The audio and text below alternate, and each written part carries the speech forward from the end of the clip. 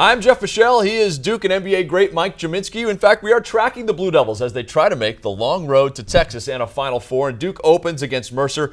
Mike, give me your sense of the key player for Duke. And I'm guessing we're going to be talking about one man. Yeah, I mean, Jabari Parker has been the guy who's done it all for them this year. And he had a little bit of a lull during the season. It's interesting that the first Virginia game during the year, he had been settling for jump shots up to that point, but it's become much more of an interior presence for the Blue Devils, has the ability to carry it all the length of the floor off the dribble.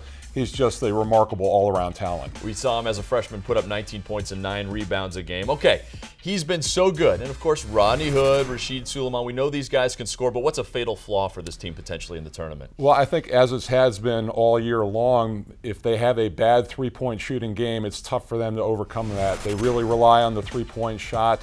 If they run in a 6-game shooting streak, they could carry them all the way to the Final Four. If they have a bad game, they could lose early. They're shooting 39% on threes this year. That's like 11th in the nation. So, yes, it's a big part of their offense. I think the other thing I think of that they struggle with at times is interior defense. Yeah, and if they run into a team that that has good scoring inside, good scoring centers and forwards, could be a big issue. Yeah, in fact, opponents shoot 50% on two-point field goals this season. Okay, so we've talked about the ups and lows for this team this year. What's the ceiling for the Blue Devils in the NCAA Tournament? Well, I don't think that they can go to sleep on Mercer, but going down into the brackets, I think Louisville is lurking out there, yes. and everybody or a lot of people are picking them to win it all. So that could be the end of the road for Duke. That would be in the Elite Eight, a 3-4 matchup. Duke, the 3 seed, Louisville, the 4 seed, who everyone thinks has been underseeded this year. All right, he's Mike Gminski. I'm Jeff Fischel. You're watching the ACC Digital Network, brought to you by Ruby Tuesday.